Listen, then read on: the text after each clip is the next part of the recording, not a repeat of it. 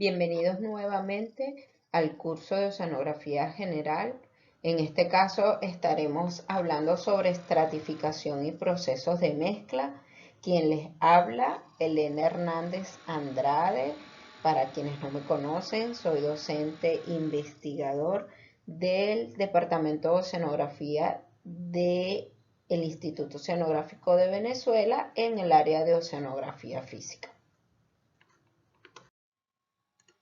Estaremos conversando sobre masas de agua y diagramas TS, cómo identificamos a través de estos diagramas y cómo identificamos las masas de agua en todo el planeta y en el Mar Caribe. Conoceremos la estabilidad dinámica y estática del agua de mar con la frecuencia de Brumm Sala. Hablaremos también sobre la dispersión en el medio marino y la difusión turbulenta. Pero antes de conversar sobre este tema, quisiera recordar algunas definiciones básicas que estaremos tratando o términos que estaremos desarrollando más adelante y puedan entender. Entonces, ¿qué es afección? Se refiere al transporte que impone un sistema de corriente, ya sea un río o alguna corriente costera. Una convección es el transporte vertical inducido por la inestabilidad hidrostática. Difusión molecular es la dispersión de partículas debido al movimiento molecular aleatorio, que se puede describir mediante la ley de Fick y la ecuación clásica de difusión. Difusión turbulenta es la dispersión aleatoria de partículas debido al movimiento turbulento. Se considera aproximadamente análogo a la difusión molecular, pero con coeficientes de difusión turbulentos, que son mucho más grandes que sus análogos moleculares. El cizallamiento, que es la advección de un fluido a través de velocidades en diferentes posiciones. La dispersión, que es la separación de las moléculas o una nube de contaminantes por el efecto combinado del cizallamiento. Y la difusión transversal del movimiento. También definamos lo que es una mezcla, que no es más que una difusión o dispersión, como se describe anteriormente, cualquier proceso que dé lugar a una porción de agua que se mezcla o diluya con una porción de agua. Cuando hablamos de estratificación, nos referimos a la disposición en capas de un cuerpo de agua, donde las capas difieren por contraste de densidad, que es el resultado de la temperatura, la salinidad o una combinación de ambas. La estratificación del agua se produce cuando las masas de agua con estas propiedades, ya sea agua de alta y baja salinidad o agua caliente o fría, forman capas que actúan como barrera a la miscibilidad del agua. En este caso, observamos en la figura la estratificación térmica del agua del lago Biwa en Japón, donde muestran los gradientes de cambio de temperatura. Es decir, se muestra ese cambio que viene desde superficie a fondo, donde encontramos aguas más cálidas en la superficie, mientras que el agua más fría se encuentra en el fondo. Pero observamos que a medida que vamos descendiendo de superficie a fondo, esa formación de capas y barreras claramente en los cambios de termoclina. La estratificación se ve alterada por la turbulencia. Esto hace que se crean capas mixtas de agua y estas formas de turbulencia pueden incluir la fricción de la superficie del viento con el mar, las corrientes, las mareas, ondas internas, entre otros. Los procesos de mezcla es la relación entre la turbulencia y la mezcla, que son dos características en la dinámica del océano, que están estrechamente relacionadas entre sí. Los procesos de mezcla son los responsables de la transferencia de momento y calor y masa en los mares y océanos. Esta turbulencia se produce generalmente por el cizallo o por la estratificación inestable de la columna de agua. Un esquema de los procesos de mezcla a pequeña escala en el océano se muestra en el gráfico, donde vemos esa interacción océano-atmósfera y los agentes perturbantes que se generan a través de esta relación en toda la columna de agua. Pero, ¿quiénes van a ser esos agentes y procesos inductores del proceso de mezcla? Lo inducido por el viento, la inducida por marea, lo inducido por el fondo y bordes continentales, otra inducido por el enfriamiento convectivo y el rompimiento de ondas internas. En esta mezcla inducida por ondas internas podemos encontrar esa mezcla que se produce en la columna de agua, aproximadamente en la capa, lo que llamamos la capa mezclada, que es aproximadamente en los 100 metros.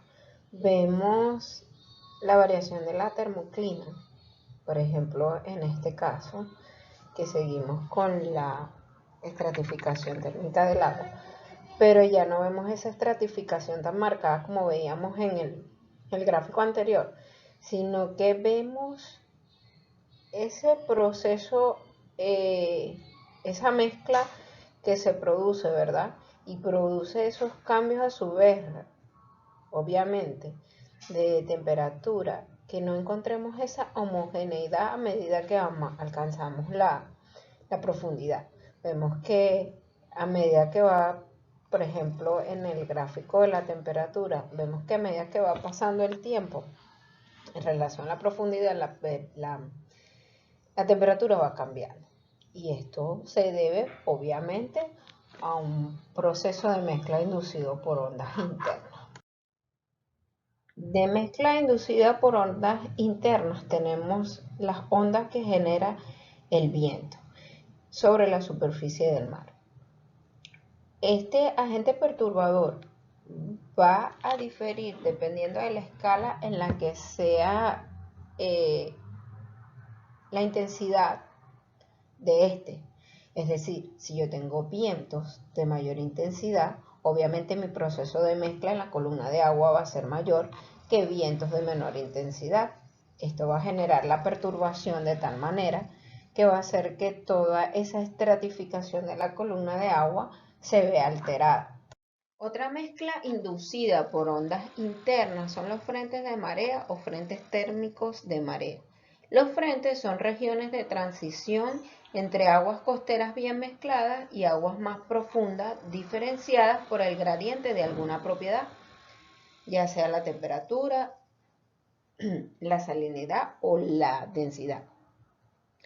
Estos frentes de marea son zonas de transición entre regiones que desarrollan estratificación vertical y otras permanecen mezcladas. Un frente de marea es una estructura única en aguas costeras donde la mezcla mareal es dominante durante el verano.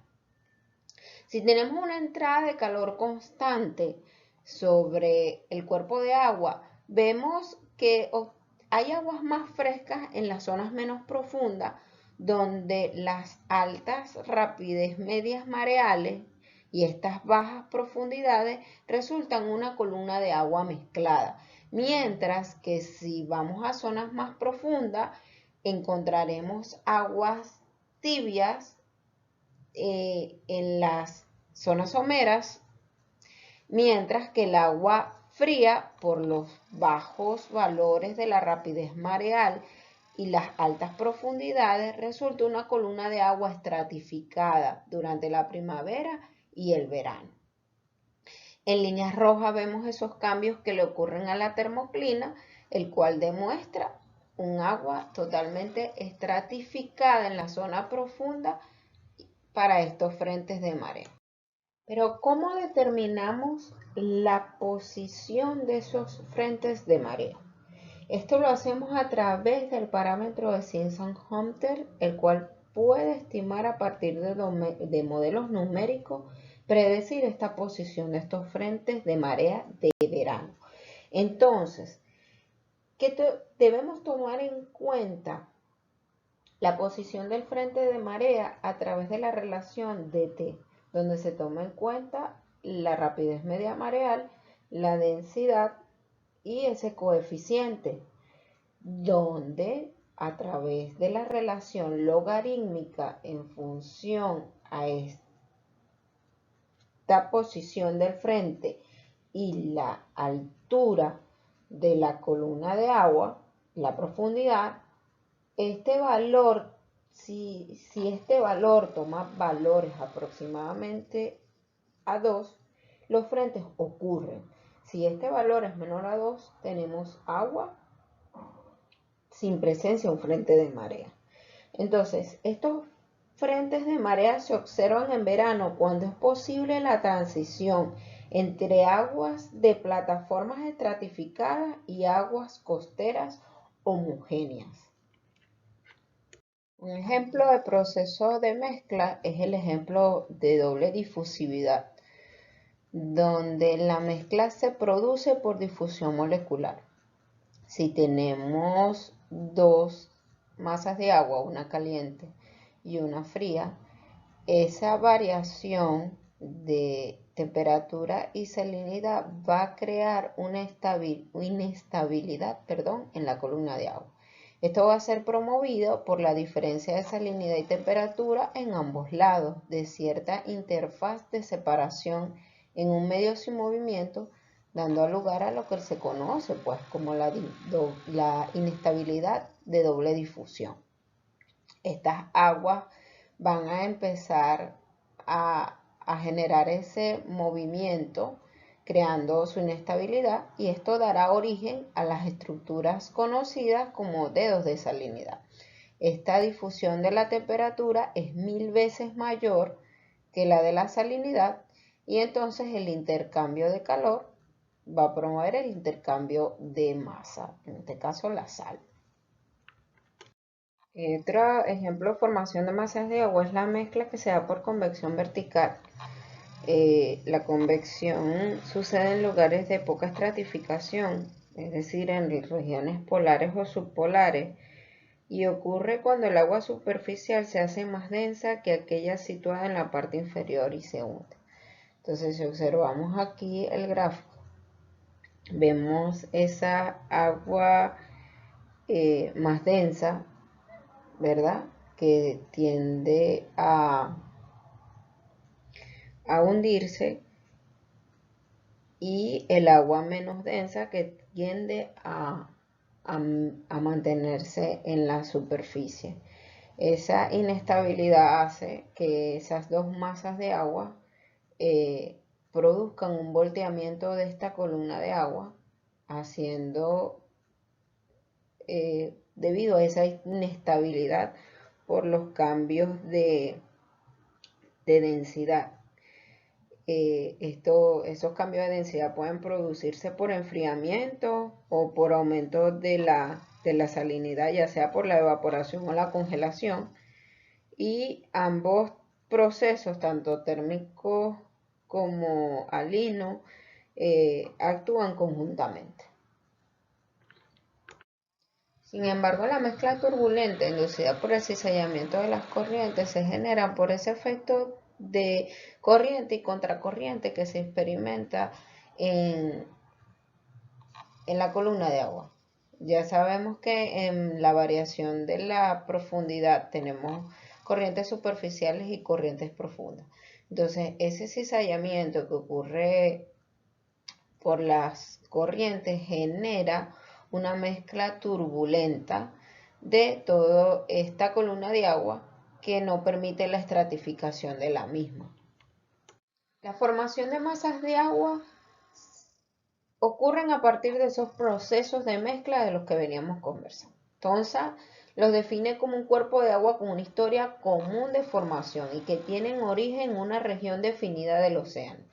En esta región las masas de agua son únicas existentes. En otras regiones del océano las masas de agua se van a mezclar. Estas masas de agua se forman en la superficie, en la capa de mezcla, donde las propiedades de temperatura y salinidad dependen del proceso de calentamiento, enfriamiento, lluvia y evaporación. Que luego de esto ellas se van a hundir y se van a desplazar lentamente conservando sus propiedades. Esto le va a permitir transportarse a lo largo de toda el agua en la tierra, en los océanos, y esta masa de agua va a permitir conocer la circulación de la parte interior de los océanos. Es una masa, como ya les dije, completamente homogénea en sus propiedades. Esto sería una definición ideal de masas de agua. Como ya les mencioné, ellas poseen de las características y temperaturas y salinidad superficiales en formación y luego se unen hasta su propio nivel de densidad. Preferiblemente la temperatura y la salinidad se usan para identificarla, una propiedad conservativa. La propiedad conservativa es la propiedad del agua que no cambia significativamente excepto por mezcla y difusión. Una vez que el agua se hunde por debajo de la superficie, la temperatura no es del todo conservativa, puesto que cambia con la presión. Y no conservativa, que es una propiedad que cambia por procesos distintos a los de mezcla y difusión después de que el agua se hunde. Si queremos mezclar cuerpos de agua, tanto la salinidad como la temperatura se mezclan de forma de línea. Entonces, esa relación tanto de la temperatura y la salinidad van a tomar en cuenta la cantidad de masas que queremos mezclar. Un ejemplo de esto son dos masas de agua de igual volumen A y B, se mezclan completamente. Tenemos que la masa de agua A tiene una temperatura de 1 grado centígrado y salinidad de 33.6, mientras que la masa B es un poco más cálida con temperaturas de 15 grados centígrados y un poco más salada de 36.6. Si usamos la relación de la temperatura y la salinidad para la mezcla, obtenemos un resultado de 8 grados centígrados y 36.5 de salinidad. Ya podemos mezclar estos dos cuerpos de agua. Se dicen que ya tenemos un cuerpo de agua de A y B, pero debemos tener en cuenta que la densidad no se mezcla linealmente. Una forma o la única forma que existe para identificar esas masas de agua es a través de un diagrama TS. Es un diagrama de isolíneas de densidad versus temperatura o salinidad y se representa con puntos de combinaciones de temperatura y salinidad obtenidas para cada profundidad. Se suelen representar con algunas curvas de densidad constante que permite estudiar la densidad y la estabilidad de las masas de agua. En el gráfico de la izquierda observamos en la parte de arriba dos masas de agua que luego, al ser puestas en el diagrama, se identifican claramente. En la parte de abajo tenemos la mezcla de 3 masas de agua y que son identificadas a través del diagrama TS. En cuanto a los diagramas que representan las curvas de densidad, recordemos que la densidad aumenta en función a la profundidad y que la columna de agua se hace estable, y si esta disminuye con la profundidad, la columna se hace inestable. Esta densidad si la densidad no cambia con la profundidad, la estabilidad es neutra. Entonces, si la curva TS con las isopinas forma grandes ángulos, el agua puede ser altamente estable. Si forman ángulos pequeños, el agua puede ser ligeramente estable o inestable. Y si el TS es paralelo a las isopinas, la estabilidad de agua es neutra. Entonces, por eso en muchos casos usan el diagrama TS con las curvas de densidad para poder esclarecer la estabilidad de la columna de agua. También debemos recordar que en este tipo de diagramas es recomendable o se debería usar es la temperatura potencial para determinar lo que verdaderamente ocurre en la columna de agua. En este gráfico, por su parte, observamos la identificación en un diagrama TS de 2 y 3 masas de agua a diferentes profundidades.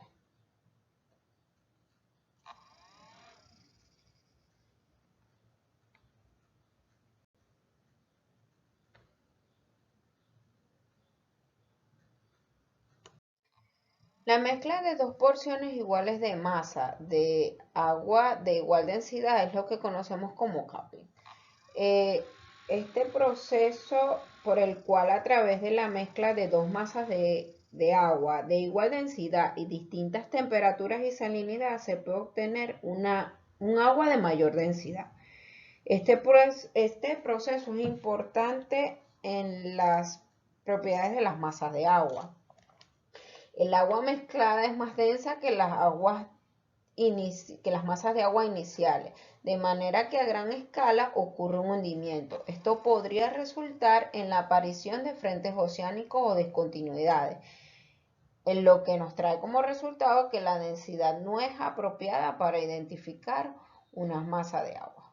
Un ejemplo de esto es lo que ocurre en el estrecho de Gibraltar, en esa unión entre el mar Mediterráneo y el océano Atlántico, donde la capa superficial del Mediterráneo ocurren cambios de temperatura y salinidad atribuidos por el intercambio entre el aire y el mar, que al mezclarse con agua del Atlántico se produce un hundimiento debido al coupling.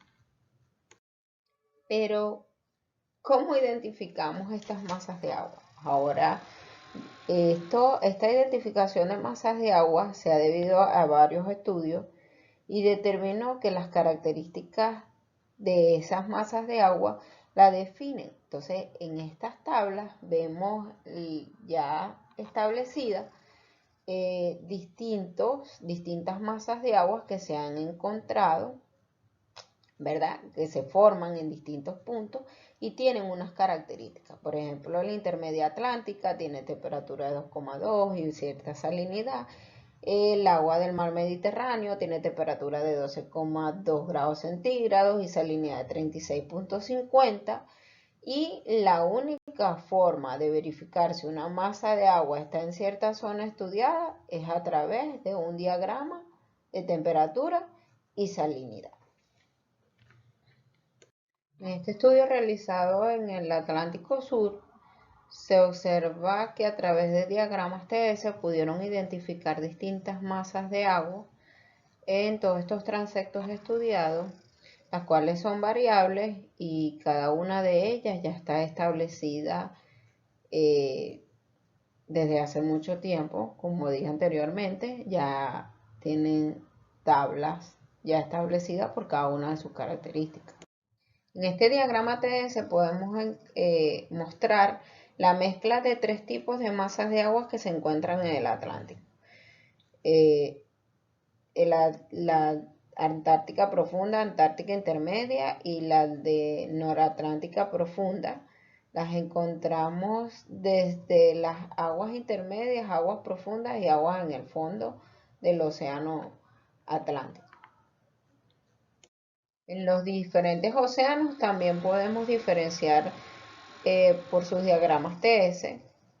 Y el diagrama TS va a ser como una firma de cada océano. En el gráfico observamos para el Pacífico, para el Índico, para el Atlántico y el agua Antártica de fondo, y vemos todas las características que cada una de ellas presenta en un diagrama TS.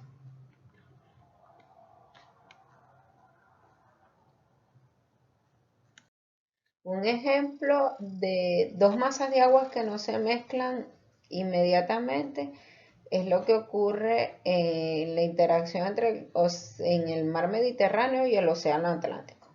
Como el mar Mediterráneo es más salado y por tanto más denso que el océano Atlántico, las masas de agua no se mezclan realmente cuando se encuentran en el estrecho de Gibraltar. Estas aguas densas salen por el fondo del estrecho, mientras que las menos densas por las superficies atlánticas entran por la cuenca mediterránea.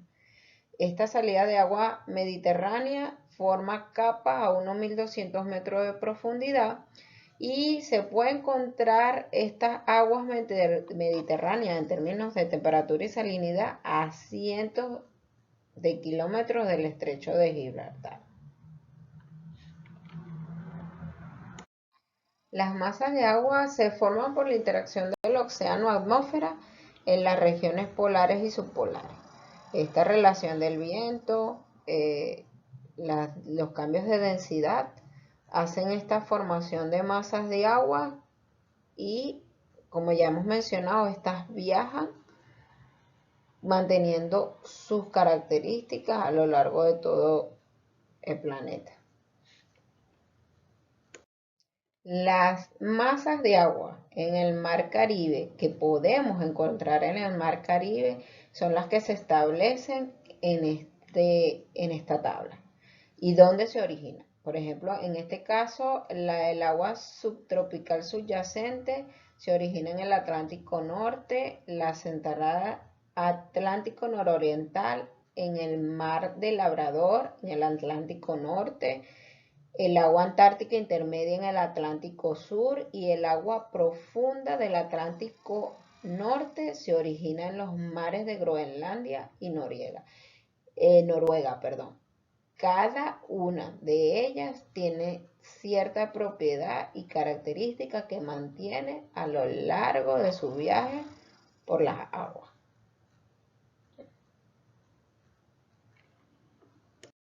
En estas identificaciones de masa de agua del Mar Caribe, el agua subtropical submarina entra por el norte de las Antillas Menores, el agua del Mar de los Sargazos entra por el paso entre las Antillas Menores, el agua central del Atlántico tropical y el agua intermedia antártica entran por el sur de las Antillas Menores, el agua profunda del Atlántico Norte entra por la cuenca venezolana por el paso de la Negada, Islas Vírgenes, y entra a la cuenca colombiana entre Jamaica y La Española. Estos son los posibles pasos de cada una de estas masas de agua al Mar Caribe. En el gráfico observamos esta identificación de masas de agua en función a la temperatura, la salinidad y la profundidad. Vemos que en varias capas encontramos, a medida que variaba la profundidad, en este caso, observamos las distintas masas de agua que se encuentran en el Mar Caribe. En este otro trabajo realizado en el Caribe colombiano, identifican las aguas superficiales del Caribe, subtropicales y aguas intermedias atlánticas que se encuentran en este sitio estudiado para este trabajo.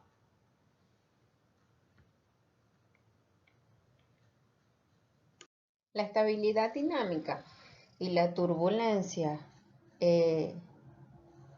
también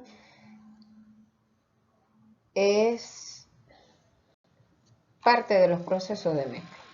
La estabilidad dinámica sirve para cuantificar si un fluido en movimiento está en el régimen estable, flujo laminar o turbulento. Se usa el conocido número de Reynolds para poder determinar esto, donde, dependiendo de los valores que tome este número de Reynolds, va a determinar qué tan dinámica está la columna de agua o qué tanta turbulencia está ocurriendo en el caso. Se dice que el fluido está completamente turbulento si estos valores de Reynolds están entre el orden del 10 a la 5 al 10 a la 6. Lo que ocurre casi siempre en el caso de los océanos y la atmósfera, ya que esta interacción produce turbulencia a todos los océanos, mares y océanos. Como ya habíamos estudiado anteriormente, esta estabilidad estática va a depender de la variación de la densidad. El comportamiento general del agua del mar es que la densidad aumente continuamente con la profundidad. Existen regiones donde esta densidad puede estar controlada, ya sea por las variaciones de temperatura o de salinidad o una combinación de ambas.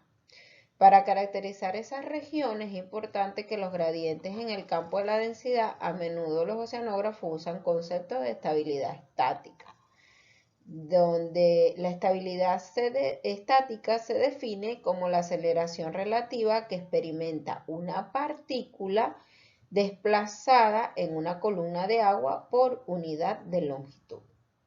Entonces, si tenemos dos masas de agua con distinta densidad, esto va a acarrear la estabilidad, va a acarrear una estabilidad estática de la columna de agua, donde esta estabilidad va a tener función, unidad de longitud, en función a la profundidad, que va a tener relación, como se muestra, donde se toma en cuenta obviamente la gravedad y esa densidad. Entonces, esa estabilidad va a estar en función de estas variables y donde va a incluir los efectos de la presión. La estabilidad de la columna de agua, como dije anteriormente, va a depender de la densidad. Si tenemos estas dos masas de agua y la densidad 1 es menor que la densidad 2, la columna va a estar estable. Si son iguales, la columna se mantiene neutral, y si son una es mayor que la 2, la columna es inestable. Estas aproximaciones las podemos hacer en la estabilidad y es válida en las capas superiores y pequeños desplazamientos. Esta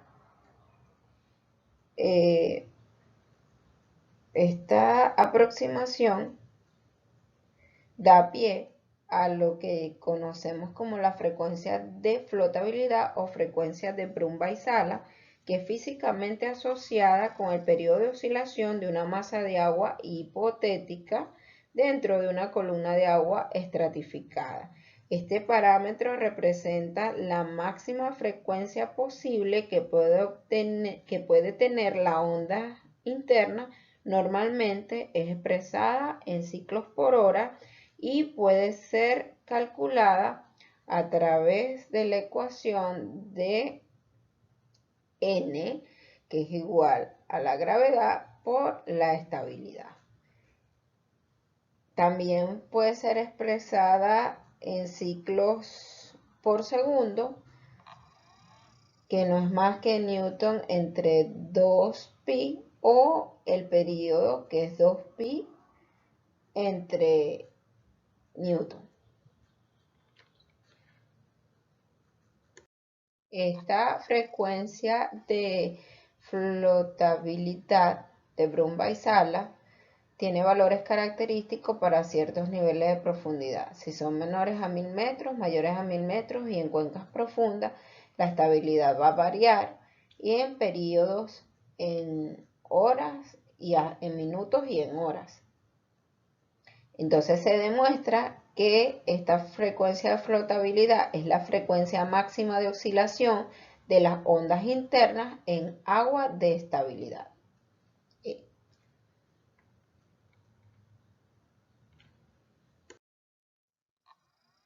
Aquí observamos algunos perfiles de frecuencia de flotabilidad y se presenta la frecuencia de flotabilidad en ciclos por hora en la profundidad. Esto es para distintas regiones y observamos esa estabilidad e inestabilidad de la columna de agua. ¿Qué podemos resultar de esto? Que se necesita mayor energía para hacer oscilar una partícula de agua en la picnoclina. La estratificación evita que la turbulencia asociada a los procesos de mezcla penetre en las regiones más estratificadas. La picnoclina, aunque permite fácilmente el hundimiento de cuerpos más densos de agua, ofrece una oposición al paso del agua y propiedades en la vertical. La presencia de la picnoclina facilita la aproximación frecuentemente usada en modelos hidrodinámicos de dividir la columna de agua en dos capas. En cuanto a los procesos de mezcla con la dispersión, podemos hablar de flujo laminar y flujo turbulento a través de la ley de Fick, la cual se toma en cuenta los coeficientes de difusión molecular y el flujo de una propiedad C, donde estos procesos de difusión molecular no son importantes en los procesos de mezcla marinos y su efecto es varios órdenes de magnitud inferior a los productos por la mezcla turbulenta. Los procesos convectivos, la inducción del viento, el rompimiento de las olas y ondas internas son procesos que inducen a los procesos de mezcla en el océano. O sea, agua densa, va pasando el tiempo, pasan todas estas ondas internas, rompimiento, olas, viento y hacen que se convierta en un flujo turbulento. Esta difusión turbulenta, la difusión se realiza por medio de remolinos asociados a la topografía de la región, que esto no va a cambiar con el tiempo, a los vientos que se desarrollan y decaen a escalas temporales de cierto tiempo, las corrientes de marea que cambian sus características durante un periodo de marea, sus constituyentes, sus características propias de la región. Y la definición de un coeficiente efectivo de difusión turbulenta debe especificar un intervalo de tiempo como también el área donde se aplica. En la mayoría de los mares y océanos los procesos de mezcla involucran estas coeficientes de difusión turbulenta en función a la distancia y en función a las corrientes. Estos procesos de mezcla crean por dispersión, a su vez crean una advección más esta difusión y los coeficientes de esta difusión se pueden obtener por medios teóricos o conocimiento de dispersión de un trazador artificial.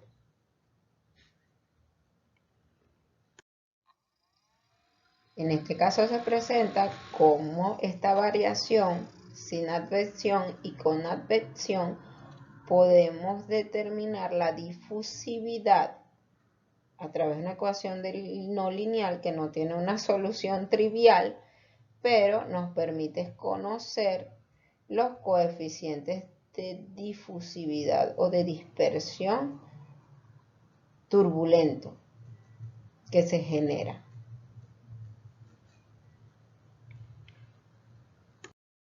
Existen diferentes métodos para determinar los coeficientes de dispersión turbulenta. Uno de estos es a través de experimentos con tinta o rodamina que se vierten en el sitio donde vamos a hacer nuestro estudio y se sigue su trayectoria a través del rumbo que ella siga, ¿verdad? Pero ¿en qué se basa este experimento?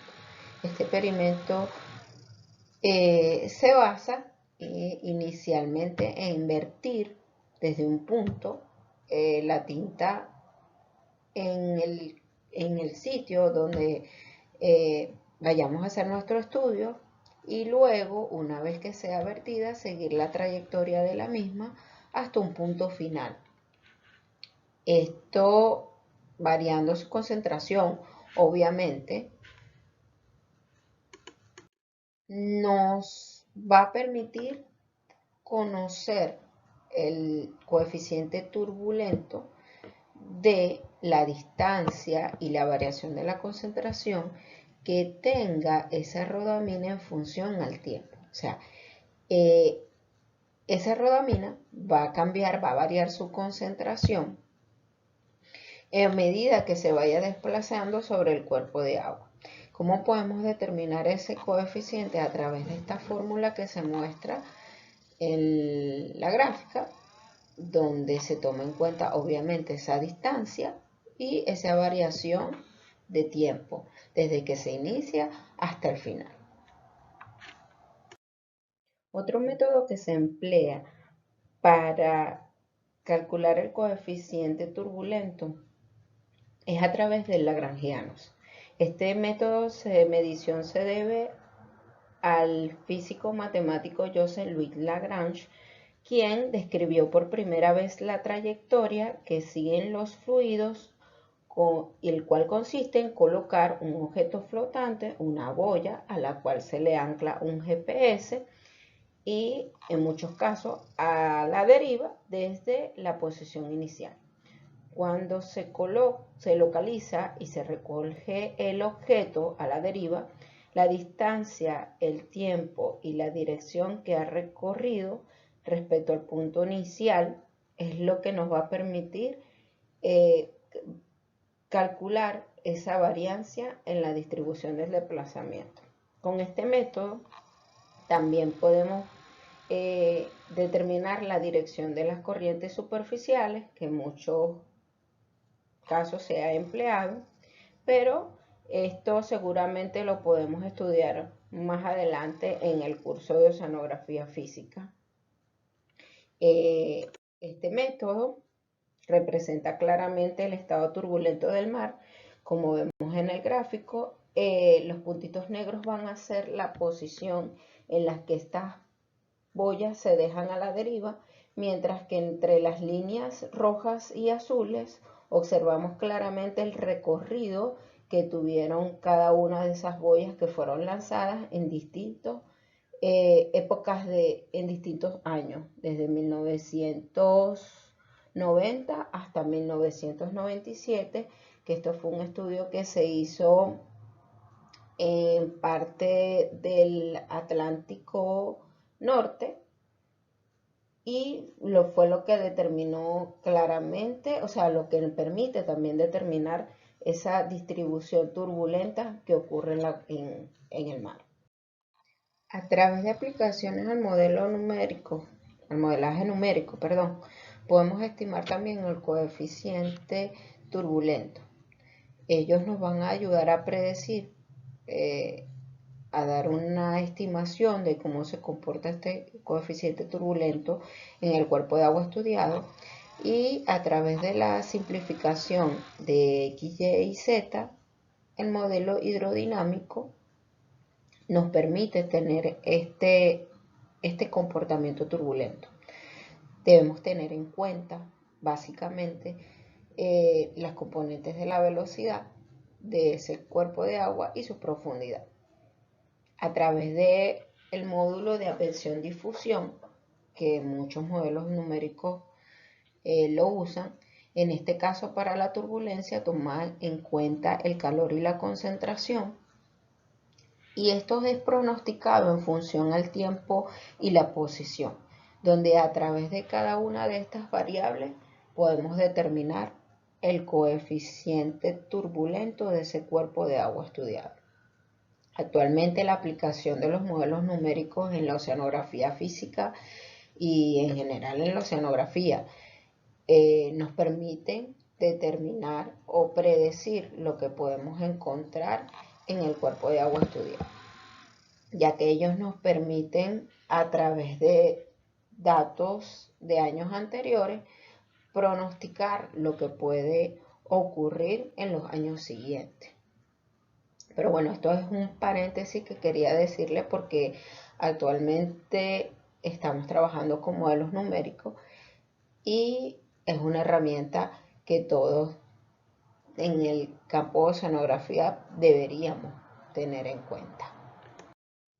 Hemos llegado al final. Quiero darle las gracias a todos ustedes por haberme dado la oportunidad de enseñarle sobre la estratificación y los procesos de mezcla, quiero dejarlos con esta reflexión de Albert Einstein, que lo importante es no dejar de hacernos preguntas. Como dicen por allí, una frase también que hemos escuchado mucho, que la peor pregunta es la que no se hace. Seamos siempre curiosos al saber el porqué de las cosas. Muchas gracias. Aquí les dejo mi número de teléfono y mi correo electrónico por si tienen alguna duda o pregunta. Espero verlos pronto nuevamente. Que pasen feliz día.